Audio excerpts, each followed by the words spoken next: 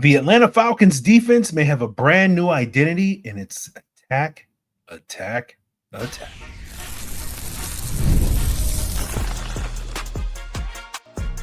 You are Locked On Falcons, your daily Atlanta Falcons podcast.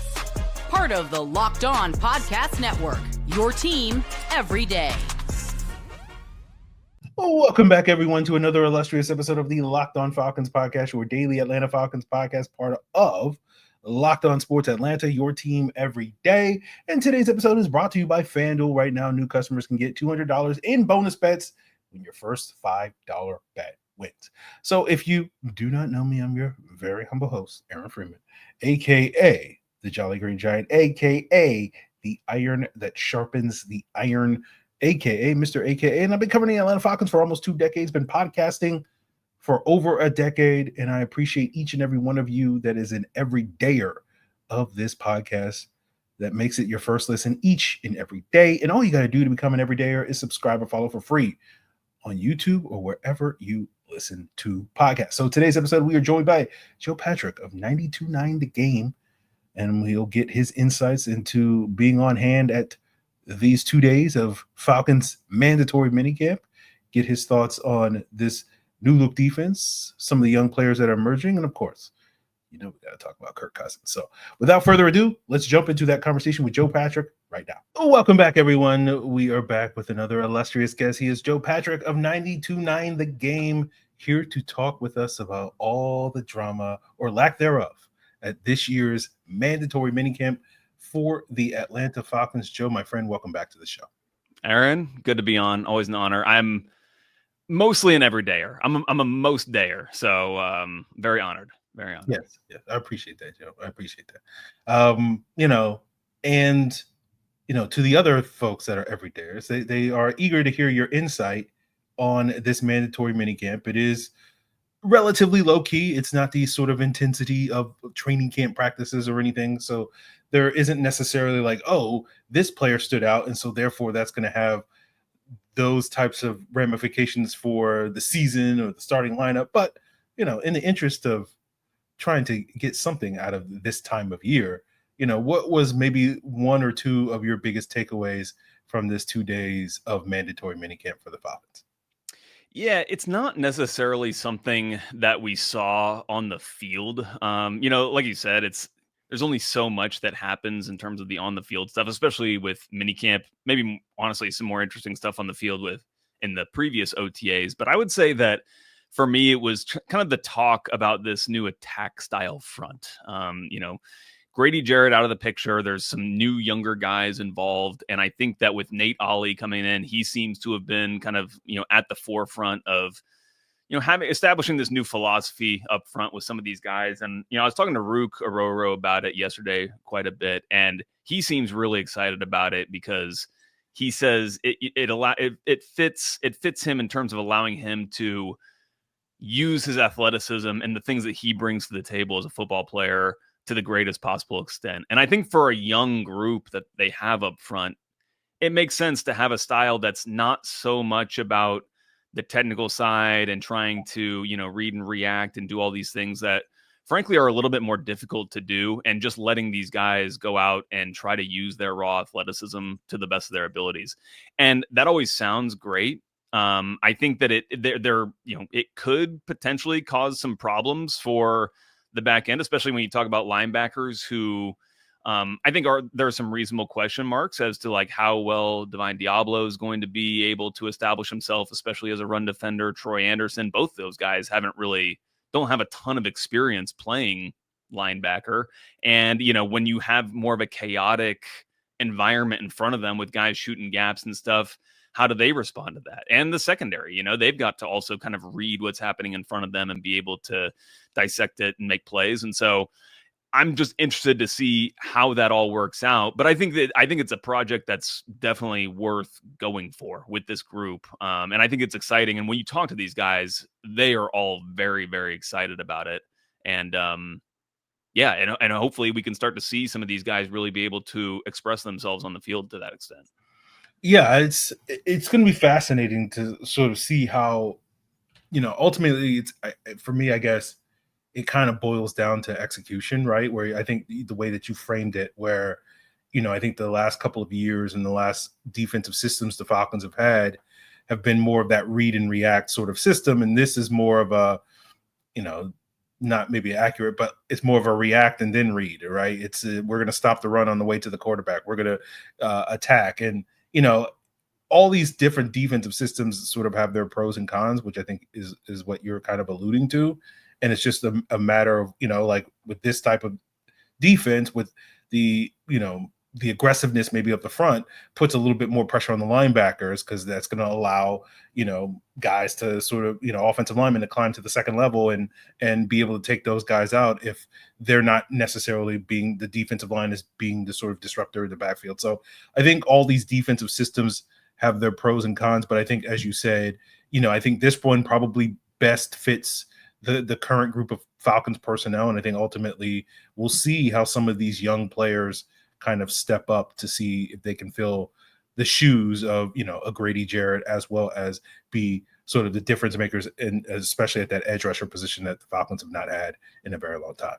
Yeah. And I think that, these guys are really excited about it. And I think that they ended up with, and it is this kind of attack style defense, there was going to have to be some kind of change in the dynamic from what they were doing defensively last year, which was just clearly, obviously not really producing the results that they needed, but you could feel it from the players that they weren't really, I think, believing in it and that it would work. And I think that that's the biggest thing that I've noticed from when these guys get to talk about it, whether it is the coaches or whether it's the players, it's this buy-in, and I think that that's really important for a really young group, and a group that has an opportunity to establish its kind of own identity. And I know that that's kind of cliche and such, but with a guy like Rukaroro, he's stepping into a really important starting role where he hadn't really gotten much playing time. And it was overall a very frustrating year for him last year. At the beginning of the year, he just kind of wasn't in the rotation, and then he started to get some reps and he suffers an injury. And so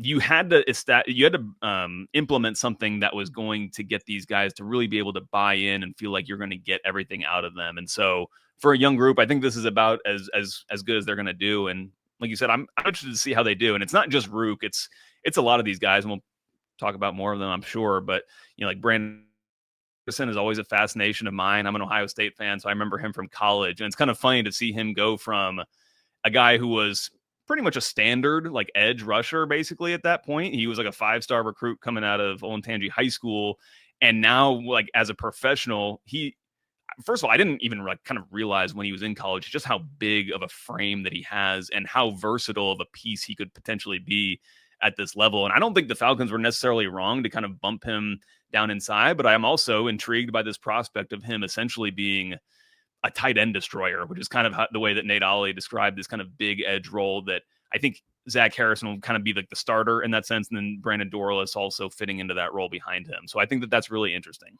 Yeah, we'll see in terms of some of those young guys stepping up. We'll see what this unit can do, if they can have the early success that we saw coming out of the gates a couple of years ago with Ryan Nielsen and the defensive changes that he was bringing, which was more in the style of what I think Jeff Ulbrich is bringing to the table. And we'll see if that pays off for the Falcons early in the season. But one of the things I want to talk to you about is about some of those young guys. And if anybody sort of stood out over the last 2 days or over the last several weeks since you've been going to all these various practices, and we'll get into all of that as we continue today's Locked On Falcons.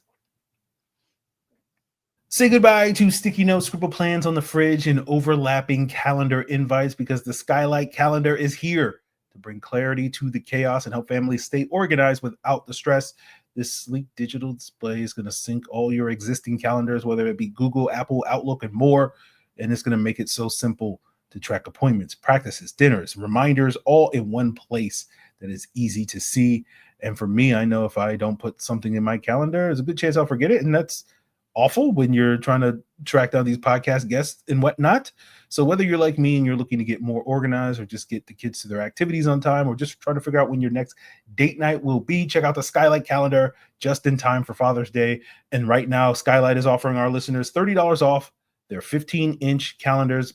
And all you got to do is go to skylightcal.com/NFL. That skylightcal.com/NFL for $30 off your 15-inch calendar. That's SKYLIGHTCAL.com/NFL. So, Joe, obviously a lot of people are very invested in these rookies that they have, particularly the two edge rushers that the Falcons took in the first round, in Jalon Walker and James Pearce. So I'm just curious to pick your brain on sort of what have you gleaned on the early returns of these rookies, as well as, the Ruka Roros and the Brandon Dorlises, those other young guys that may have looked like guys that you think are maybe poised to have those sort of breakout or, big step forward year 2, year 3 type of production this upcoming season. Yeah, I mean, Raheem Morris has said it, and I know that you've talked about on this show and other shows about just the intention that they have to play these guys. And it's kind of interesting to hear a coach come out and say that. It's not quite like anointing the guys, but it is kind of like sending a message, I think, to them to say that, we're going to be leaning on you. And you look at the roster and it makes sense. Like there's not really anybody else there. So like that's part of it, is that there is not many other options that they can go to. But, with regards to some of the younger guys, first of all, just random things off the top of my head. And again, I'm an Ohio State fan, so I'm not really as familiar with Georgia, even though I'm here in Atlanta. And I didn't realize like how thick Jalon, like the picture day stuff that came out where he's just like looking big, but he is like impressively stout, I would say. He's obviously not tall, that is obvious, but he seems like a handle to deal with. And that may have escaped onto social media yesterday, where I got in trouble for actually accidentally posting a little video that's now gotten taken down off the internet. But if you were eagle-eyed, you saw it, him kind of beating somebody to the inside. And I think that just shows he's got so much to his game. That was kind of the talk about him when he got drafted, was just the versatility he has in terms of the off-ball stuff and the edge stuff. But I think he also just has versatility in terms of the ways that he can attack offensive linemen, whether he wants to go inside, whether he wants to kind of go outside, and the different moves that, doesn't have all the moves kind of down now, but I think that there's so many tools there. You can see him as being able to be potentially this just kind of just all around great player. And it's not ultimately going to matter whether he is on the edge or off ball, because he's just going to be a playmaker. With James Pearce Jr., he looks more like what you think of when you think of one of these, like, these just pure edge rusher types. He's got that, he's tall. He's like strikingly tall when you stand next to him. He's got those long arms, lean body, looks fast. I mean, he looks great. And you can see why a team like the Falcons would have fallen in love with him. And, with regards to these two players, I thought it was interesting. Raheem Morris actually said today at minicamp that, this defense is going to kind of be geared around getting to the quarterback. And the way that it looks outside of that is kind of to be determined, or that's kind of secondary. But the primary objective is going to be getting the quarterback. And that brings me back to a point that Ben Johnson was making at owners meetings earlier this year, which I brought up with Jeff Ulbrich when we had some availability with him earlier this offseason, which was about this stat that basically the team with the higher passing EPA in a given game wins that game 80% of the time. So what does that mean? Obviously, you have to have a good passing game yourself, but you also need to be able to take away from the other team's passing game, and that primarily happens by getting to the quarterback. And you get to the quarterback, you create turnovers and those kinds of things. But the big takeaway, I think, from that stat was that it's no longer the turnover margin that is kind of the make or break statistic as to what's going to lead you to win a game. It's actually more of just of that passing game EPA, that passing EPA stat. And so with the Falcons adding these two young edge rushers, I think that also points to that. And Jeff Ulbrich, by the way, said, he's like, yeah, like that's what we've come to understand. And that's what we're fully focused on. So it'll be interesting to see if those guys can, I hate this, like put any kind of metric that they need to meet, because I know you've made the point many times where you gotta guard against expecting too much of these rookie edges, but certainly, there's going to be a lot of expected of them. But then while we're on the topic of, stopping the pass, it's like you got these edge rushers, but then you also bring in a Xavier Watts at safety, a Billy Bowman. I think it's all geared towards this, trying to stop these, opposing passing attacks. And with those two guys, I think it's harder to really determine exactly, where they are. We know what the Falcons hope their roles will be in this offense, but Raheem Morris even said it today, like, especially with the rookies, we're not even thinking about where they necessarily are in the pecking order on the 2 deep or wherever. We're just trying right now to get them familiar with the NFL practice, get the scheme partly installed, and get them so that when they get to training camp, when it starts in 5 weeks, they're ready to roll. And then from that point, able to compete and work their way up that depth chart. Well, that ruins my next question, Joe, because my next question was like, who has stood out at this stage in the offseason that, in 5 or more weeks when training camp starts, we're going to be talking about this person a lot more when, it's a little bit more serious in the practices and, who's getting run with the ones in the two. But, I guess, there's not really an answer to that question unless there is. Well, don't get me wrong. Like, the eyes are going to be on these rookies, partly because of what we were just talking about earlier. The fact that Raheem Morris has said that they want these guys to play, I think a lot of fans are going to be looking at them as if they basically are going to be the starters when, the season opens. And it'll be interesting, I think, to see how those players react to that, like how they deal with, I don't want to say it's necessarily pressure, but I think they feel that there's an understanding that they're kind of be relied upon to, be impactful players for this team and potentially from the get-go. And I think that when you look at the players themselves, I think that just their makeup, I'm especially thinking about Bowman and Watts. Watts, a captain for Notre Dame, Bowman, kind of the heart and soul of that Oklahoma team. I think they've got it like in the guts and in the head to be able to step up to that challenge. And I think that that's what Raheem Morris is really excited about with these guys. Yeah, we'll see. It's sink or swim in the NFL oftentimes. And so, we'll see how these guys, if they can sort of, I think get through that first month of the season, kind of treading water, right? Because like it's that ramp up from this point through training camp. Then you get to the season. Now you're dealing with, okay, now I have to cover Mike Evans. Now I have to, cover Justin Jefferson. Like that's some of the challenges that these guys are going to face early in their NFL careers.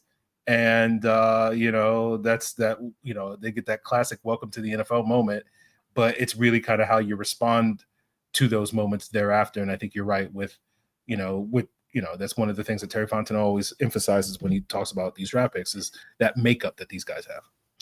There's still plenty more to talk about this Falcons defense and potentially what their identity could wind up being, as well as Kirk Cousins. We'll talk about all of that, guys, as we continue today's Locked On Falcons. And the Indy finals are in full swing, and every night is going to deliver highlight-worthy performances, major momentum shifts, and can't-miss moments, whether it's that game-winning shot or that breakout performance. It's never been a better time to get in on the action, and FanDuel is going to make it easy to do so, whether that's before tip-off or live during the game with player props, performance trends, and same-game parlays. Fans have more ways to win, play smart, and win big. And with game 3 on Wednesday night between the Pacers and Thunder, who's going to take charge of the series? Who's going to win finals MVP? Who's going to be the first pick in the upcoming NBA draft? I know those Hawks fans are very invested with those 2 first-round picks coming later this month. And so head on over to FanDuel to take advantage of any insights that you may have into any of those conversations. And if you're new to FanDuel, it's the perfect time to sign up. All you got to do is head on over to FanDuel.com and place your first $5 bet. And if it wins, you'll get $200 in bonus bets. So, again, take advantage of that offer. $200 in bonus bets if your first $5 bet wins at FanDuel.com. Make every moment more with FanDuel, an official sports betting partner of the NBA. Just overall, just like while we're talking about the defense, I'm interested to just see what this defense ends up producing on the field, especially when you compare it to some years past, because I always think back to actually my first year covering the Falcons was in 2022. That was the year that Dean Pease was the defensive coordinator for this team. That defense had like no talent on it. Like you had Grady Jarrett and a bunch of scrubs basically at that point. Like all due respect to them, they're in the NFL and everything, but they actually produce like decent results in terms of being able to at least keep points down, things like that. On the flip side of that, they were giving up long drives. They couldn't really get the ball back in their offense's hands. And I'm wondering if this version of the Falcons defense might not even be as good necessarily at keeping points off the board, but they could potentially just make more plays that swing games in key moments, or win the ball back for their offense, for Michael Penix to just have more bites at the apple. And that could in and of itself produce better results for the team. I don't expect this defense. It's so young. You don't like it's hard to project them to be anything better than a league average defense. And frankly, if they are a league average defense, it's probably going to be a pretty damn good Falcons football team. Yeah. I think that's definitely, they will definitely take that as a win this year if they can get the league average. That's been something I've had some other guests talk about, and it's sort of like, and I've talked with in the past with Jarvis Davis, where it's like this defense may be volatile is the word that's been thrown around, where it's just like you get the sacks, you get the turnovers, but you also probably giving up maybe more explosive plays than the Falcons have consistently done the last couple of years, where you're talking about whether it was DPs, whether it was last year's defense, playing that bend but don't break defense, that was sort of their identity. And I wonder, are they going to lean into that and basically say, and that was something I noticed when Raheem Morris took over as the defense, as the interim head coach back in 2020, where it seemed like the way that he was calling the defense was a lot more aggressive than what it was when Dan Quinn was the head coach and Raheem was the coordinator there. But it was very clear that he was, being a good soldier and marching to the beat of Dan Quinn's drum. But then once Dan Quinn was out of the building, he was just like, look, we got a high-powered offense. We expected to score a lot of points. So we are going to play a little bit more aggressive with the blitzing and living by the sword, dying by the sword. And I know when Dean Pease got into the building, in the next couple of years, like that was not the style of defense that they wanted to play, just because they just didn't have the offensive firepower at that point in time, that they fell into a hole, down 10-0, the game was over. Right. Yeah. And I wonder if this team's identity is going to be a little bit more aggressive, where it's just like, even if we fall into a 10-0 hole, week 2 against the Vikings, we feel like we have the firepower to go blow for blow with that Vikings offense and get back into the game. I wonder too, because Raheem Morris talked about it, I feel like just as much as Jimmy Lake did last year, in terms of at least being able to take pride in limiting teams and their explosive plays. I know that, while this Falcons defense was not statistically any great shakes and were actually horrible in some respects, especially with regards to rushing the passer, they'd always lean on this. They'd always lean on this fact that they're not allowing these explosive plays. And I do wonder, with Jeff Ulbrich coming in, again, implementing this attack style defense that feels like, the word you use, going to be a little bit more volatile, if they'll be more palatable, if they'll be more accepting of giving up some of these bigger plays, with the understanding that, along with that, you're going to create some more explosives for yourself defensively, and with regards to the sacks, the turnovers, those types of things. So it'll be interesting, because, there's been a lot of questions as to what this defense is actually going to look like with a new defensive coordinator coming in and Jeff Ulbrich, and, how these schemes, like, how do you kind of marry them together? Because I think it feels like Raheem Morris has been more of a, disguised coverage type of guy, be a little bit more, you try to contrive some things in the coverage scheme in order to try to, just be deceptive, essentially. And Ulbrich, when we've talked to him, it's you win by winning your one-on-ones on defense. Like ultimately, the more you try to scheme things up, you can actually just kind of put yourself in a hole. So I think how they're able to kind of balance those two, I don't want to say they're different necessarily. Maybe they are differing philosophies, or just contrasting philosophies, but it'll be interesting to see how that all comes together again with a young group of players. Yeah. I think if you go back to Raheem Morris's time in Atlanta, his philosophy seems to veer more towards the Ulbrich side of the thing, but I feel like his time in LA was more like, let's slow it down, let's confuse things, let's play a little bit more conservatively, that Brandon Staley style of defense that allowed him to become very prominent. Right. And unfortunately, he was not able to continue that prominence as a head coach. But we'll leave that for Locked On Chargers. I will say, AJ Terrell mentioned something. I was kind of surprised he said that, but like he referred to the secondary scheme as matchy. So maybe that gives you some cues as to what they might look like. Yeah, I'm very curious to see what they do on the back end. Just because with the Jets, they were just like, we have Sauce Gardner, we have DJ Reed. Right. Good luck trying to beat those guys, Yeah. And I think AJ Terrell is in that tier of player. Don't know if Mike Hughes is that guy. Don't know who the nickel guy is going to be. Do you have a inkling based off of this point in the offseason? Well, I would assume that, they want Billy Bowman to win that job, but again, we'll see. Clark Phillips is a name, but I don't know exactly how close he is to potentially winning that job. You would think that he's kind of on the outside track, honestly, because he wasn't drafted by this team. Draft picks by regimes, it means like they have more of an idea of how they want to implement these players as opposed to players that they kind of inherited from a previous regime. So I would think that Billy Bowman will be that guy. But, also, for linebackers and such, like Divine Diablo, I thought it was interesting, actually, that Raheem Morris may have mentioned today that they liked Diablo, just like they liked Jamie and Sherwood when both were coming out of college as safeties that were transitioning to be linebackers in the NFL. Of course, Ulbrich had Jamie and Sherwood in New York, and I think they see a lot of potential value out of Diablo. I know Raheem was talking about him very glowingly today, saying he could wear the green dot and everything for this team. He has been the starter alongside Caden Ellis, but will be interesting to see how well they also play a part in the coverage scheme, because it is obviously ultimately a network, and how you put those puzzle pieces together can vary greatly. And I think that the edges will continue to drop. I made mention of that yesterday. Saw James Pierce Jr. do that, and I don't think that's going to be something that leaves Raheem Morris's soul. Yeah, well, yeah, that's been something that I wonder. I don't think they'll do it to the degree that they did last year, but I do think it's going to be a part of this defense, just because of Caden Ellis is still arguably your best pass rusher, and the way that you can scheme it up is like, okay, well, we can bring 5 or 6 guys in order to get Caden Ellis as a pass rusher, but that leaves us thinner on the back end, right?